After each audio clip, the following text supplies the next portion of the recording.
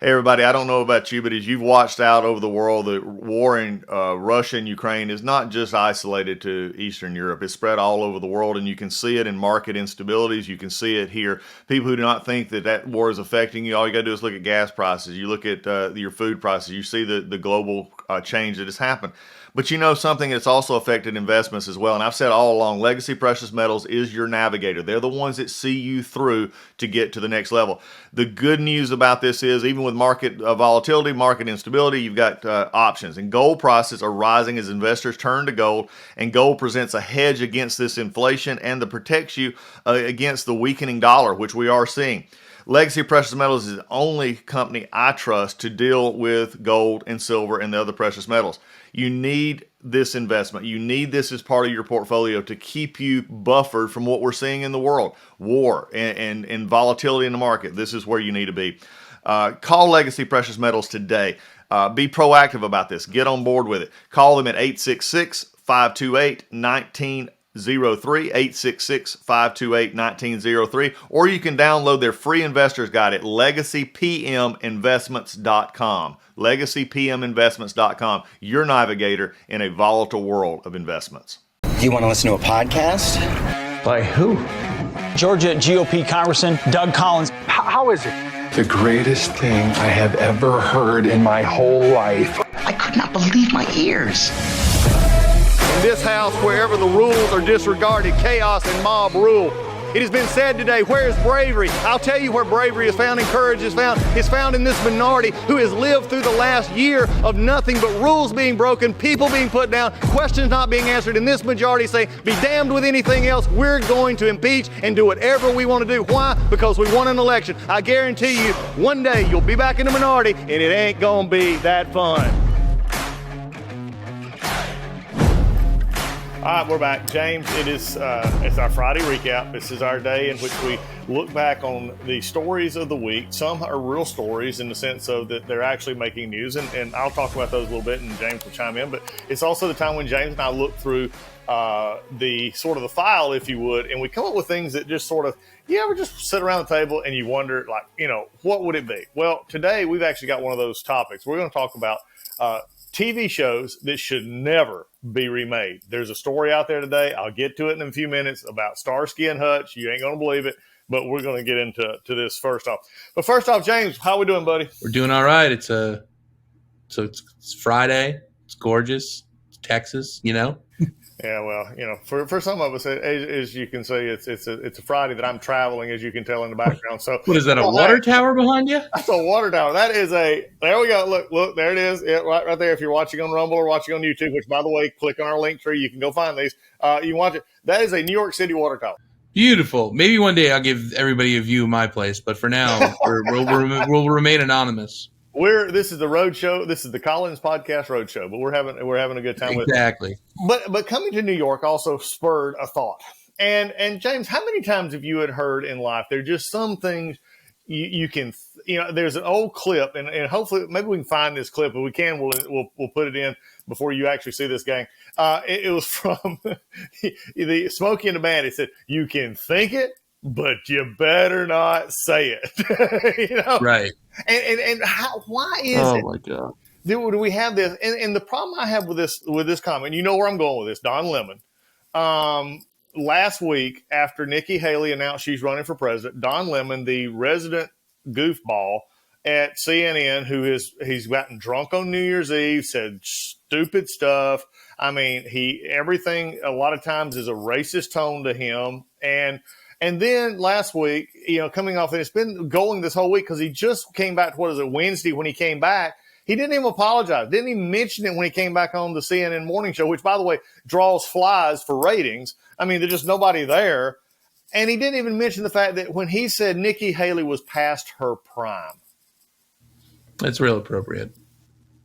I mean, what? And you're sitting there with two female hosts with you. I mean, but I bring this up, James, to ask the question, because this is what a lot of people are really, really frustrated about, is that it's different standards. Don Lemon is back on the air. Could you have imagined if a Tucker Carlson had said that? If a conservative host on Fox had said that, or Newsmax had said that, the left wouldn't have stopped until they were fired. For sure, but I guess that's the difference. Is like, well, there will always be a double standard, but I look at it as that's his corner. So why would they attack it?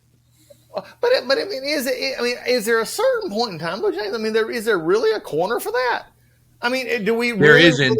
Really There shouldn't be, but there obviously is. Otherwise, he wouldn't be rolling back in the studio, no problem, right?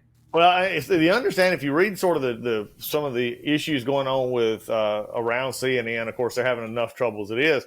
There's a lot of people that I've read some articles that said nobody came to his defense, which I thought was interesting. It says a lot that maybe CNN is figuring out they don't like coming in. I mean, think about this. CNN once, James Jordan, this is CNN. I mean, you heard it around the world. When I was growing, when I was in college and in the 80s and going out into the world, I mean, CNN was the standard. And now it draws below MSNBC.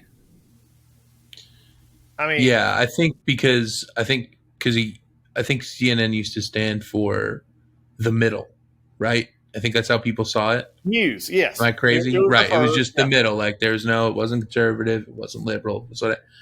And I think because it moved into a direction that it seems clear that that's what they're about, where people are like, you know what, then I'll just go to somebody better than you if you're not going to stick to just the news. Well, it's just the stupidity of it. I mean, Joy Behar, Whoopi Goldberg, Hostin, the others on The View can say racist stuff, get away with it all the time.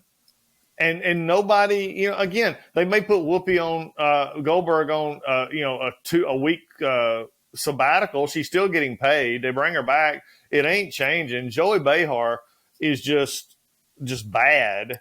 I used to, when I did my daily radio show, I mean, we used clips from the View all the time, and I'd say the co-hosts are back on because they were almost clips we could use every day. They were just simply, are you kidding me? Bad in the sense of I can't even get I don't think I've watched that. I don't think I've watched more than 3 minutes of that show. Honestly, it is can't bad. do it. It is bad. I mean, it was, and again, it's anti anything conservative. I mean, these are the but same, that's not. I don't think. I think that's less of the issue, and just yeah, of course it is, because that's their MO. But when are we? I guess though, James, in talking about this, and if you're out there listening on the podcast today, I mean, you're on your treadmill, wherever you're at, you're in the car, whatever. But these are issues that I think are dividing our country to the point to where nobody trusts anything. I had an interview. Had an interview the other night where the discussion was, this weaponization committee that's in the House, Jim Jordan's running and everything else. And sort of the implication is do we really need this? Well, there are so many people that feel the Department of Justice, that the networks, the liberal media, the others are so biased that people get treated so differently that Don Lemon can say about a female candidate running for Republican for president, she's past her prime, and basically with no repercussions except stay off the air a few days. Yeah, that's really. I don't know if it's. Yeah, I don't get it. No, Doug, I'm with you. I think it's just you said the double standard is so far to the swing, such a far swing of the pendulum. Like, I don't know if I agree for sure if it was Tucker or something that would happen, because I feel like Fox has its place. But I do believe that we just ignore certain people because we're like, oh well, we know they're a good person because that's what they believe, right? We're like, I don't think people, or they believe like us. I think that's become the problem. The standard is no longer right or wrong, James. The standard is not yes, it's right, yes, it's wrong. The standard is if they believe like me, then I'm giving them a pass. If they don't believe like me, we're going to take them down. Right. It's exactly. That's that, but because I can't say it any better than that. Well, I think that's just the best way to put it. So, but moving right along, folks, I mean, you get it. That's why we have the podcast. That's why we interview guests. That's why we're talking about it. But if we don't get this one straight, and this is my editorial comment for this, if we don't start getting this crap straight, then we're in trouble as a nation. We're in trouble as a country. We're in trouble, in a political environment, an entertainment environment. I mean, it's just when everything is, something that somebody, again, I'm not talking about the woke folks out there who get offended for nothing. And we can get into some very, again, you can't even joke. You can't do anything anymore. But yet when you get into offending conservatives, nobody cares. And look, there's at least half the country that would identify in that vein. You can't keep writing that half off all the time and expect it not to be upset. That's a fact. Can't say it better. Let's just we'll just drop the mic there on that one. But moving on, hey, out of Texas, things come out of Texas, and I found this one in a story I was reading across, that this guy found he bought a Bachman Turner Overdrive CD. Now, for those out there who are wondering what a CD is, our younger audience, it was what folks like me used to listen to music on after the cassette player. Listen, Doug, I had a car from 2003, and it was that year that they must have believed that the CD was going to be the end-all be-all, because I didn't have a tape deck in it anymore, and I didn't have an aux cord yet because they didn't have that.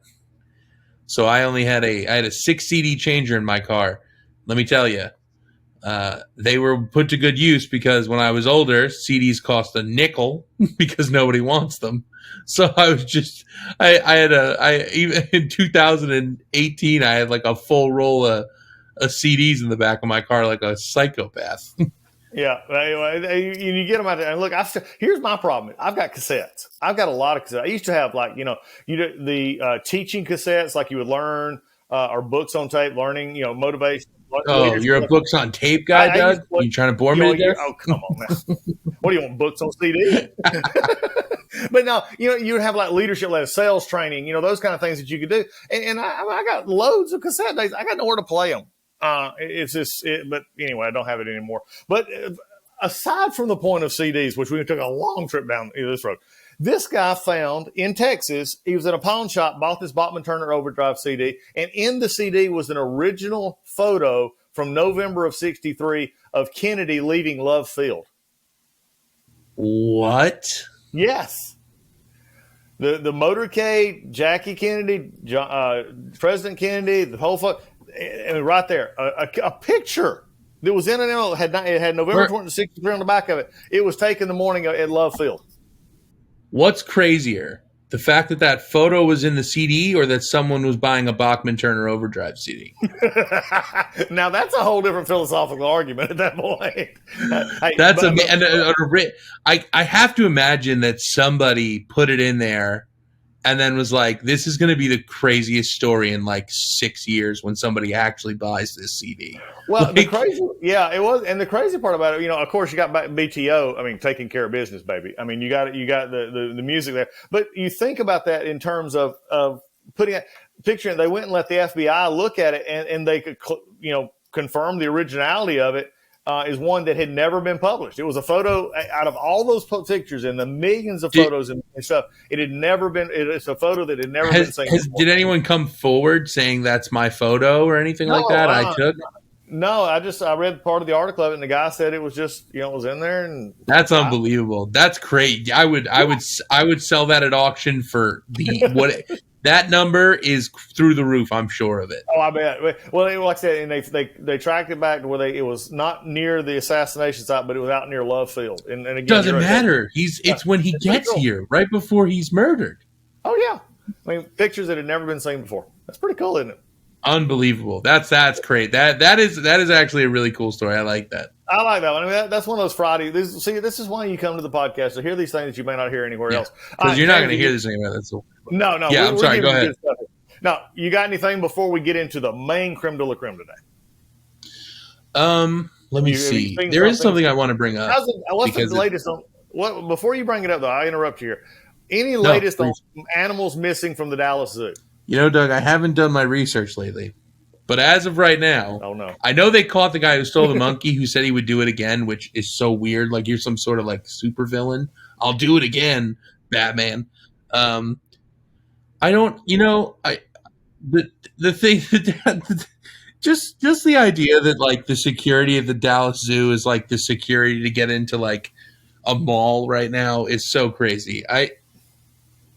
I think like certain stores in the mall have a better lockdown policy than the Dallas Zoo. Anybody can just waltz in there, climb a wall, steal a giraffe, and roll out with it. Now, what'll happen when somebody drunk comes out of the country? Well, let's go get a monkey, and they fall into the lion's cage or the bear. Like, well, that didn't work out too well. No, as long as they keep control over the snake and reptile house, that'd be okay. Yes. Oh my, Doug, please. If I wake up and I come outside and I got a zoo near me, and it's not in the zoo, I'm going to be terrified. I can't say that. All right, you had something. What did you bring up? I saw something today, and it kind of makes me laugh a little bit. And this is a sports thing, so it's a big surprise. Yeah. But the reason I stopped to see is because there was a picture of my favorite quarterback, Kirk Cousins. Netflix is doing a docuseries on Kirk Cousins, Marcus Mariota, and Patrick Mahomes. What they call it? Separated at birth? Or separated as a draft? It's lit. Here's what's even worse. You know what it's called? Quarterback. They didn't even try. They just said quarterback. What? Now, and I said it's the perfect set of MVP superstar, wildly mediocre, and Marcus Mariota, who's just garbage. Let's call it what it is. Well, again, came out of college. It's such a way ahead of that time out of Oregon, and that is just wild. They said it's unreal access, like they've never had it before. Something similar to like the Jordan documentary, the 10-part documentary where like they were all on his face. Like I'm like, who? I could see the Patrick Mahomes thing, but who wants Kirk Cousins? Who the? Yeah, I don't mean to be rude, but he's the most boring human. He's white bread. He's just nothing. He's just plain. He is literally as plain as they come.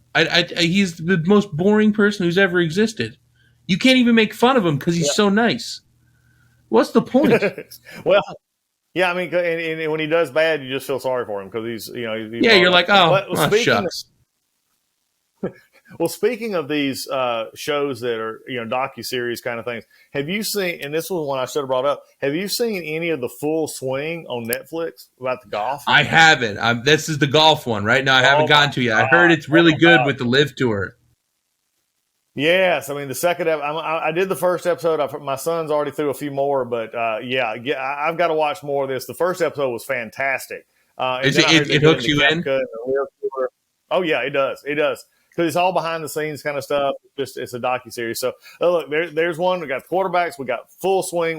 I think what we do after I watch more Full Swing, we may do a series, a part on the Friday show about Full Swing. Yeah, I'll watch it. And we'll connect on it because I like that stuff. So I'll definitely watch it. All right, now on to our one of our main events for the day, and that is, and we talk about different things here, but this is sort of going to be a give and take.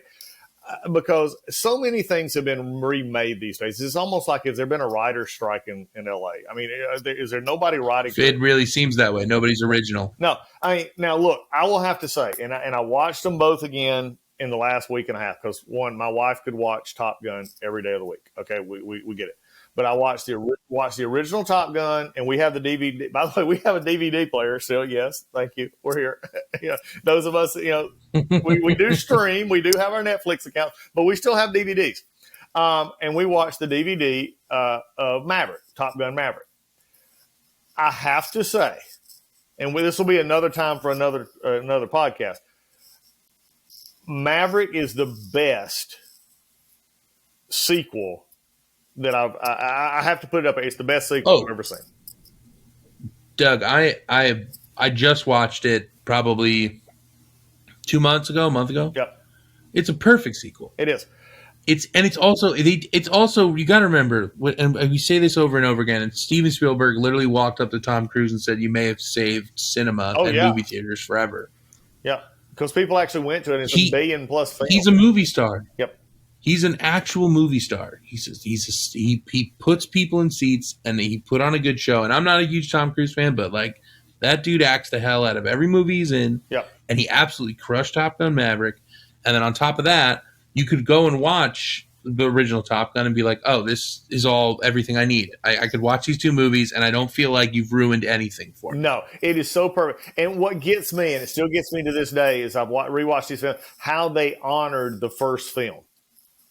You know, it was not, it didn't happen. It wasn't making up. But, you know, when he sees Rooster, and hopefully everybody's out there by now has seen this film, Rooster, Goose's son, starts playing Great Balls of Fire.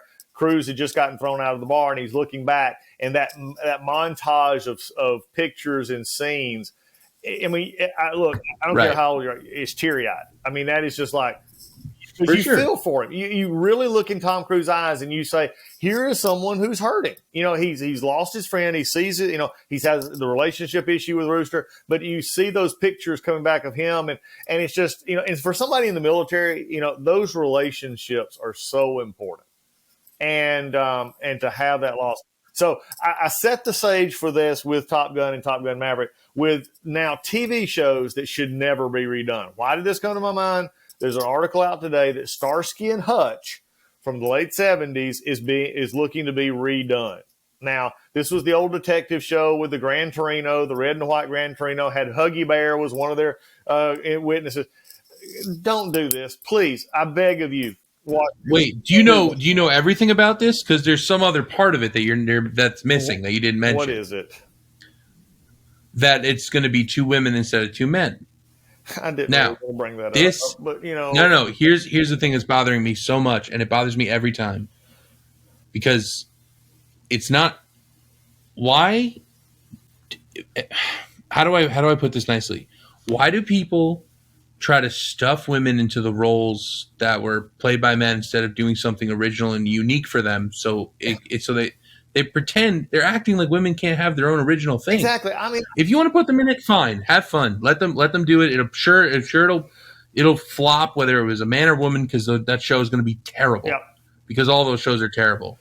But like, it's like when they redid Ghostbusters. Yeah. You think you were going to redo Ghostbusters? No, not with what Bill Murray and Dan Aykroyd did. It was terrible. You could have put all the best actors, men or women, in that movie, and it would have flopped. Yeah, I mean, it was look. But you chose to just force an all-female cast when they don't have their own. Like you're acting like they can't have their own identity. That's crazy to me. Well, it is, and to me, it's demeaning to women. Why would you put a woman in these roles? That's what I'm saying. You're acting like they can't. Like that Ocean's 11 movie. Yeah. They did Ocean's 8 on one with all women. Yeah, Ocean. But the movie, she was Danny Ocean's brother in that movie. Yeah. Just. All you did was link it back to George Clooney because you don't think they can handle it on their own. But I will have to say that's crazy. But Ocean's 8 actually it followed the formula of the others, but I didn't feel it was a repeat. You know what I'm saying? Sure, but I'm just saying, like, you still didn't give. Like, why can't? Like, you're telling me that you guys aren't talented enough, then there aren't enough talented enough women out there. There's a billion. Have you seen these girl? Like, I know we're in that. I think we're in like a really cool women's empowerment movement. Yeah, I mean, there's some great stuff. But the thing is, like I'm saying, like their original content is so much better than the nonsense that you're just repeating and bringing back up and throwing up in our faces. I mean, what gets me is look, Starsky and Hutch, and you're doing this. You're gonna put new people in it. It's a classic in there, and I'm not saying that everything is untouchable, but most times sequels, especially if it's been a number of years later, don't equal up to the right. And then you try and you change the whole scenario like that. It just doesn't come up. But it got me to thinking, and it got James and I to thinking, what are some others that should never be remade? I've made a little bit of a list, and we're going to take a few of these. Number one on the list that should not be remade, Fresh Prince of Bel-Air. Which they did anyway. And it's like, it didn't work. They did it in a different way, but you're right. It didn't work. It didn't work. It just didn't work. Here's your one. I'm going back to the 70s on one. Okay. And this is an old one, so it's in my more generation, but you may have seen it. The Waltons. Okay.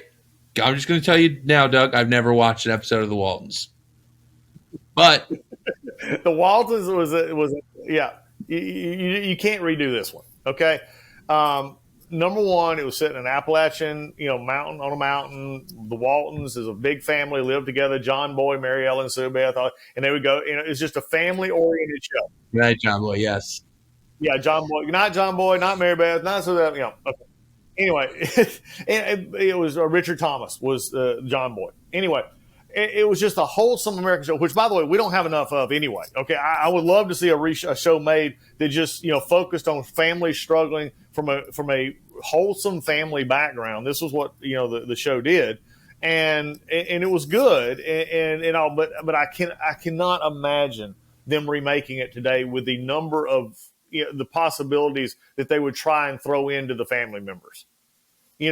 That many kids, that would be, this woke analogy or this anti-war thing. I mean, I just please, LA, I'm begging of you, Hollywood, please don't remake. Please don't. Don't do Can it. I Don't. give you two that I really pray they don't make? Let's hear it. First one is MASH. Don't touch it. That's on my list as well. That was coming up. MASH. Please don't touch it. Leave it alone. You're going to get too into the war part, and you're going to ruin the whole point of the show. Second one. Okay, let's stay on MASH for a second. And the reason I don't want to see MASH change, number one, this could also be a two different list scenario here. Is shows that frankly couldn't be remade. No, because MASH. Right. I mean, the innuendo, the jokes. I mean, look, we got Netflix and all these others putting warning labels on there if they smoke. Okay, are you freaking kidding me? That's a warning that they're smoking. I mean, are we triggered because people smoke? Give me a break. But MASH and the way they did it, Hawkeye, Alan Alda, outstanding. You had the priest. You had, again, you had everything involved in it, and it just worked. And if you watch those episodes, they're amazing. Yeah, and like some of them are like really heartfelt and like really good television. Yes, they have all the jokes and everything, and that's fine.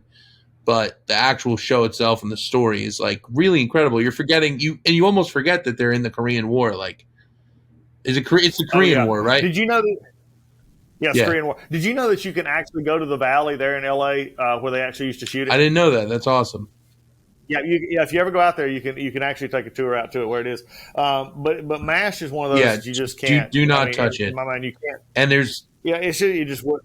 Yeah, and I know and I know there's stuff in there, and then they have a priest. They probably wouldn't have that either. Father McCahey. But the other one I have, and this one would just piss. I was actually just watching a couple episodes the other day. Is Cheers. Oh yes. Cheers seems like one they would redo though. That's my problem. Yeah, that's a scare. Well, I'm gonna tag on the spinoff of that in Frasier. Yeah. Now, although they're gonna redo Frasier, although Frasier is coming back out, we'll see because the good part about it is they're not redoing it with any other else. Chelsea Grammer is going to be Frasier. The dad died a few years ago, so Martin's gone, but it's all the actors are coming back, so it's going to be interesting to see that. Can I go on a Cheers? I mean, quick side note, real quick. If you're looking, I don't know if you were ever into like really just horrible movies, just every once in a while it's a really bad movie. Right. Please watch Money Plane with Leslie Frazier with I can't think of Kelsey Grammer. Oh my God. Oh, it's just one of the worst movies ever made, and it just makes me laugh every time I see it. He's supposed to play a bad guy, and it gets funnier and funnier. Yeah. Anyway. I want to plug that you're going to see on, for those of you who subscribe to the Doug Collins podcast email list and others, you're going to be seeing a lot of promotion for the Jesus Revolution movie. And Kelsey Grammer actually plays in that movie as Pastor Smith, who started Calvary Chapels. And I've watched. I'm gonna have to be honest with you. Yes, I'm a pastor, and yes, faith is special to me. But I watched a few of those previews of the show, and there were a couple of just in the previews. I mean, I'm choked up. I'm in tears. Oh yeah, and that's great. It is amazing. Kind of thing. So, folks, I know some of you may have got it in your email box already this week, but the Jesus Revolution is definitely one. I'm going to go see. I'm wanting to see it. So it's one with Kelsey Grammer. But back to our list here. Cheers with Sam. And what always got me about these shows was, and again, talk about some of the humor and how they again wouldn't be tolerated in quote today's society. Now you can tell jokes about anybody else except the ones they won't tell about. But Norm. My God, Norm. Walk in, Norm. It's a dog eat dog world. Norm, and I'm wearing milk bone underwear. That's right. Yeah. But What is my favorite one? Oh, you know what? I'll remember in a second. Go ahead. I'm No, sorry. no, if you remember, it's great. But it also had scenes in there in which true friendship came out. You could see it. And it'd be toward the end. They'd be making fun. They'd be cutting up with Carla or Sam and everybody. And then at the end or toward the mid, you would see that hey, these are the friendships that you would see develop around a neighborhood bar. And it's just pretty cool to me that show existed. Especially the first like 6 or 7 years. I mean, the first 6, 7 years, were amazing. I remember being in Washington D.C. as an intern in '87, and we would run back to after on the certain nights, whenever it was, I can't remember, Tuesday night or something like that. We would run back to our apartments and watch Jeopardy, and we'd watch Cheers. And because it was just, I mean, you wanted to go see it. It was just something that you didn't want to miss.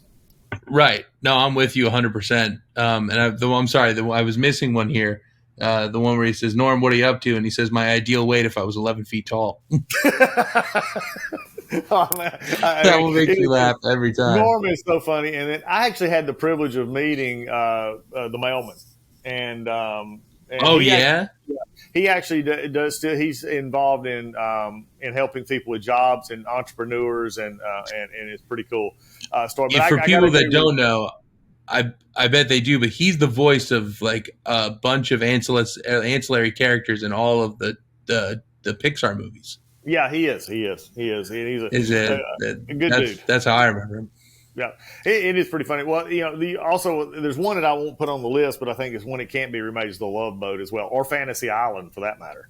No, for sure. Yeah. I mean, either those again. And again, it's so amazing. You look back on those things and you put them in the context of when they are. And it's like, okay, I get it. You put them in the context of now and you're like, oh, somebody will censor that one. Somebody will get upset about that one. That'll trigger somebody, But you could do The Honeymooners. Oh, yeah. I don't like. Now, you talk about one that would trigger people? Yeah. Is all in the Family. For and sure. All in the Family triggered people in the 70s. Yeah, I was going to say that one was big for the. I was going to say that one that was on my list along with Married with Children. Those two are ones that were so controversial at the time. Married with Children would never make it. Never make it today. No. And but All in the Family really was one that I remember. All in the Family I couldn't watch. It came on after 9 o'clock, and that was back in elementary school early. I never got a chance to watch it until later. And another one that was just like taboo. I mean, one that because it would come on at like 10 or 10:30. They put it on before the evening news. Was Maude. There was a show called Maude. And it was a spinoff, I believe, of All in the Family or one of the other. And I may be wrong. And folks, if you know which one that was, go to the DougCollinsPodcast.com, hit the email link after you subscribe to the podcast, and then hit the email link and send me what Maude spinoff was the spinoff of. But I mean, they talked sex, abortion. I mean, that was one that was a no-no at my house for the later at night. And but it was a big. I mean, but the 70s was, that's what many times you push boundaries to get people to think. And what I'm so concerned about nowadays, James, and getting out of the list here for a second is I'm not saying you push boundaries just to push boundaries. You don't pick scabs just to pick scabs. But if we don't think outside of the box sometimes and think about, okay, that guy, okay, he grew up and he's racist. Okay, he's wrong, but what he says is reflective in people. How do we deal with people like that? Instead of saying we're never going to, we just cancel them or we take them out. How do you get along with people? And I see so many kids coming out of college these days that they're great on computers, they're terrible on people skills, and they don't see it. So there's my little minute rant on that one. You got one? I got to bring one in. Go ahead, bring one in, and I have one more. So The West Wing.